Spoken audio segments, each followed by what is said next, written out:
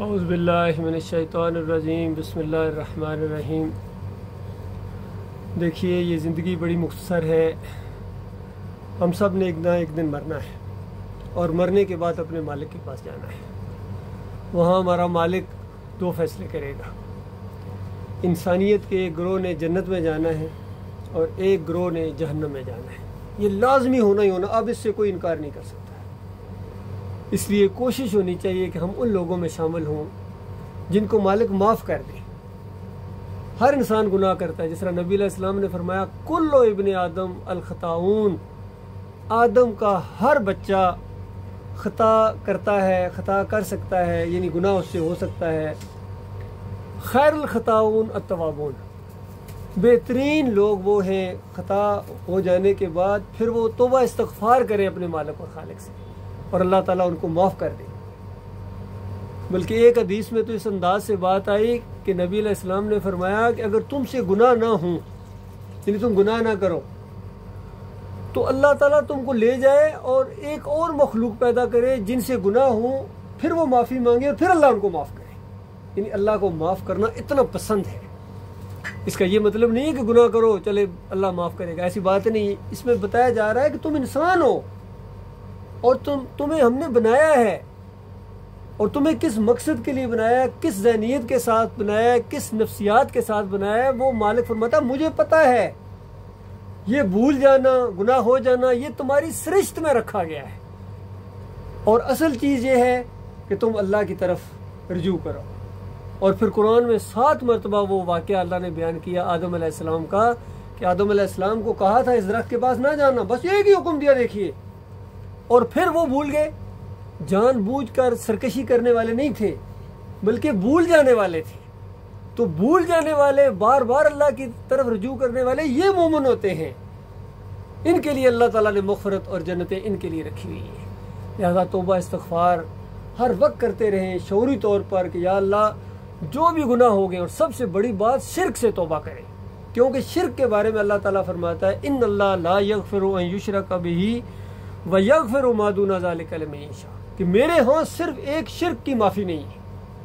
یعنی اگر کوئی انسان دنیا میں وقت گزار کے چلا گیا اور اس کے عقیدے میں، ایمان میں ایک شرک رہ گیا اور اس نے توبہ نہیں کی ہے، تو اس کی پھر معافی نہیں، وہ ہمیشہ کی آگ میں رہے گا۔ ہاں، شرک کے علاوہ بڑے سے بڑا گناہ ہو پھر بھی معافی کی امید رکھیں، بڑے سے بڑا بغیر، یعنی معافی مانگ لے پھر تو کہنا ہی کیا۔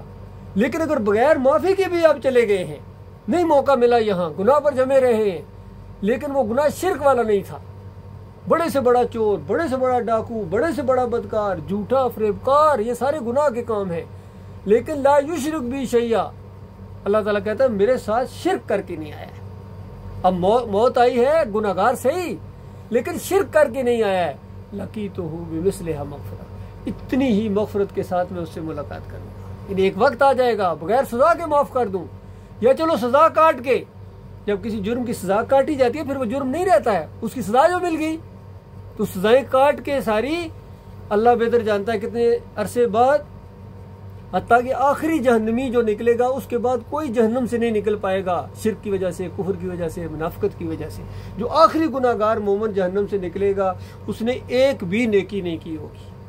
اندازہ لگائیں ذرا، ایک بھی نیکی نہیں کی ہوگی، صرف مومن ہوگا، یعنی شرک نہیں کیا ہوگا اس نے، اور وہ جب جہنم سے نکالا جائے گا کوئلہ ہو چکا ہوگا اس طرح جل کے۔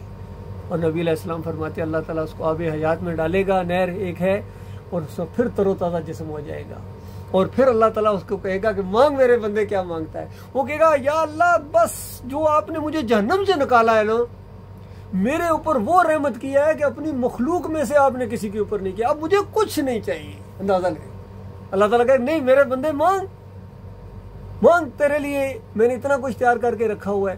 اور پھر مالک فرمائے گا کہ اگر پوری زمین کے برابر، غور کریں ذرا، پوری زمین کے برابر جو ایک بادشاہ گزرا ہو، پوری زمین کے اوپر اس کی بادشاہی ہو، اگر اتنی میں تمہیں حکومت دے دوں، اتنی بادشاہی دے دوں تو خوش ہے؟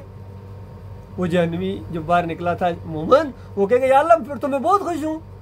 اللہ تعالیٰ کہے گا اس کا اتنا اور لے، وہ کہے گا یا اللہ میں بہت خوش ہوں۔ اللہ تعالیٰ کہے گا اتنا اور لے، پھر کہے گا یا اللہ میں تو بہت ہی خوش ہوں. اللہ تعالیٰ کہے گا اتنا اور لے. 5 مرتبہ نبی علیہ السلام نے فرمایا, اندازہ لگائیے 5 مرتبہ, یعنی اس زمین سے 5 گنا بڑی بادشاہی اس کو اللہ تعالیٰ دے گا.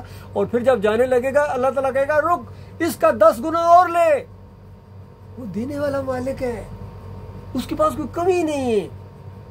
ایک اشارہ کرتا ہے وہ چیز ہو جاتی ہے. اس کے لیے 10 زمینوں برابر بادشاہی دینا, 50 زمینوں کے برابر بادشاہی دینا کون سا بڑا کام ہے بتائیے.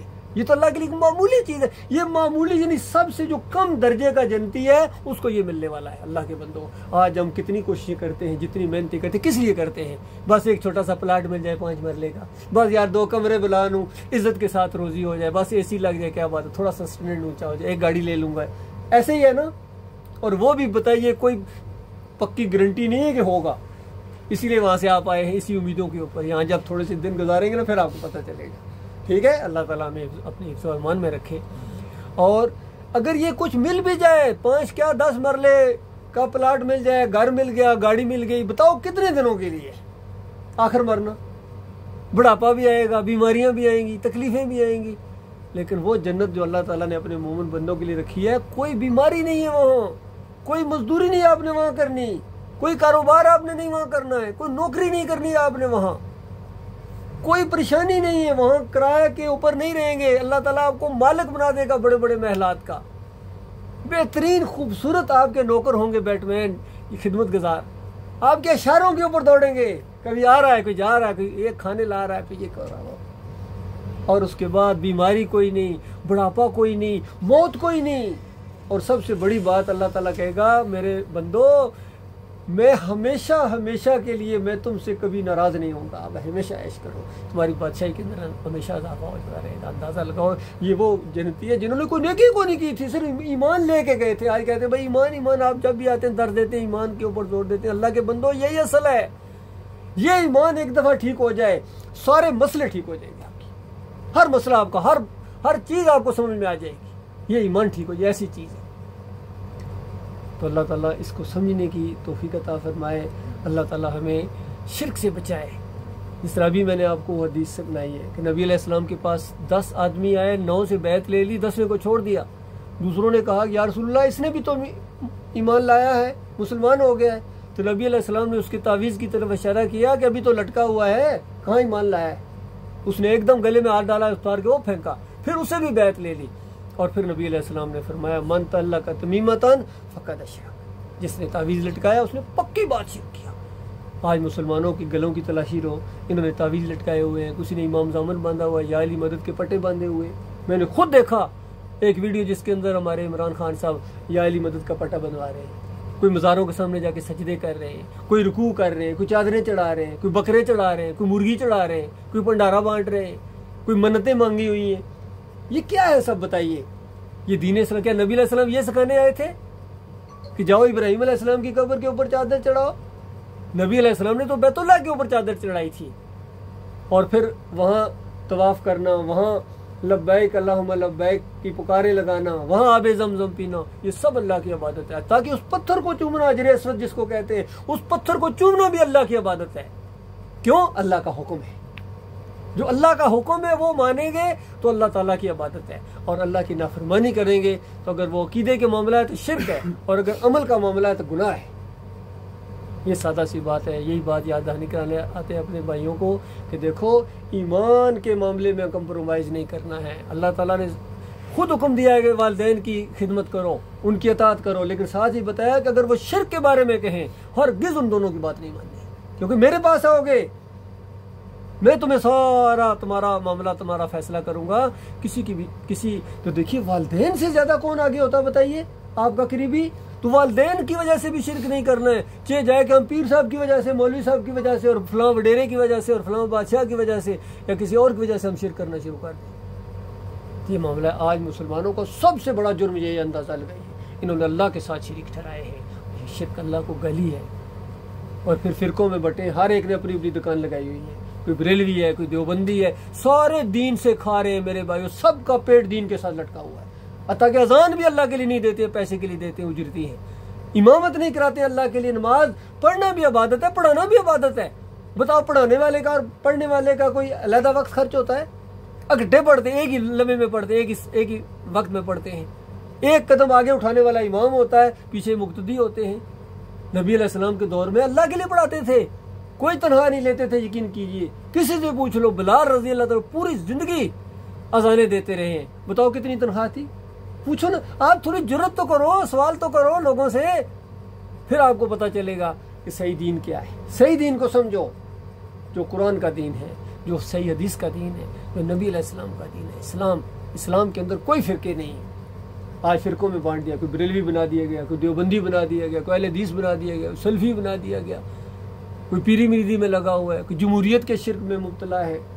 اسی وجہ سے عذاب آ رہے ہیں اللہ تعالیٰ کے. یقین کیجیے اس قوم کے اوپر آپس میں لڑانا اور ایک دوسرے کو ایک کی طاقت کا مزہ چکھانا، یہ بھی سورہ الانعام کے اندر اللہ نے اپنے عذاب کی شکلوں میں سے ایک شکل بتائی ہے کہ میرا طریقہ یہ بھی ہے، میں آپس میں لڑاتا ہوں، ایک کو اقتدار دیتا ہوں، وہ دوسروں کو جیل میں ٹھونستا ہے، کچھ عرصہ وہ جیلوں کی سزائیں کاٹتا ہے، پھر وہ باہر نکلتا ہے، وہ اقتدار میں آتا ہے، وہ پہلوں کو جیلوں میں ٹھونستا ہے.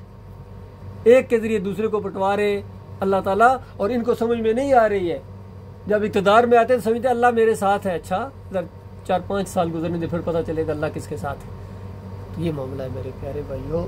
کچھ چیز آپ سے مانگنے نہیں آئے ہیں، یہی مانگنا ہے، یہی مانگ ہے، یہی درخواست سمجھو تو درخواست ہے، مشورہ سمجھو تو مشورہ ہے. آپ کا بڑا بھائی ہوں، اور جو قرآن اور حدیث سے میں سمجھا پوری طرح اس کا نچوڑ میں آپ کو بتا رہا ہوں یہ 8-10 منٹوں کے اندر. دیکھو ایک جرم ہے شرک، جس کی معافی نہیں، بالکل معافی نہیں ہے. یقین کیجیے چاہے نمازی ہے، تہجد گزار ہے، روزے دار ہے، حافظ قرآن ہے، اس کی معافی نہیں شرک کی. ہاں شرک نہیں ہوگا پھر چھوٹے سے چھوٹا عمل آپ کا پہاڑوں کی طرح اللہ تعالیٰ اس کو قبول کرے گا، کیونکہ بہت بڑا قدردان رب ہے، مالک ہے. وہ اللہ تعالیٰ اپنے بندوں کو بخشنا چاہتا ہے. وہ جو جنت اللہ نے بنائی ہے وہ انسانوں کے لیے اللہ تعالیٰ نے بنائی ہے، یا جنات کا ایک دنیا ہے، وہ فرشتوں کے لیے نہیں ہے، یا اللہ نے اپنے لیے نہیں بنائی ہے، وہ انسانوں کے لیے بنائی ہے. لیکن اللہ کا معیار یہ ہے کہ دنیا میں تم میرے ہو کے زندگی بسر کرو، میری بندگی کرنی ہے، تم نے میری مرضی کے مطابق زندگی بسر کرنی ہے، اور مرنے کے بعد پھر آپ کی مرضی چلے گی. مالک فرماتا میں بھی بیچ میں سے مداخلت ٹالوں گا، کبھی بھی تم سے نہیں پوچھوں گا، ہمیشہ جو تمہارے دل کے اندر ہے کھاتے جاؤ، پیتے جاؤ، عیش کرو، ہمیشہ ہمیشہ کے لیے.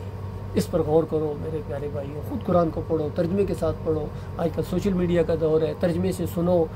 ہمارے کتنے یہ بیانات بھی آتے ہیں، ان کو سنو. کوئی یعنی اپنے ایمان کو تازہ کرتے رہو، اپنے ایمان کو سیکھتے رہو، ایمان بناتے رہو، پھر انشاءاللہ کامیابی ہے. اور اللہ سے دعائیں بہت مانگو، اپنی زبان میں مانگو، پشتو میں مانگو، اردو میں مانگو. یا اللہ مجھے سیدھا راستہ دکھا، یا اللہ مجھے سیدھا راستہ دکھا. کوئی سمجھ نہیں آتی، کوئی کیا کہہ رہا ہے، کوئی کیا کہہ رہا ہے، کوئی کیا. یہ ہے معاملہ، لیکن مالک تو جانتا ہے کہ سیدھا راستہ کیا ہے، تیرا راستہ کیا ہے. یا اللہ مجھے اس راستے کے اوپر چلا، یا اللہ مجھے ان لوگوں کے ساتھ ملا جو تیرے ہیں. آپ دیکھیں کس طرح اللہ تعالیٰ راستے کھولے گا. استغفر اللہ لی ولکم.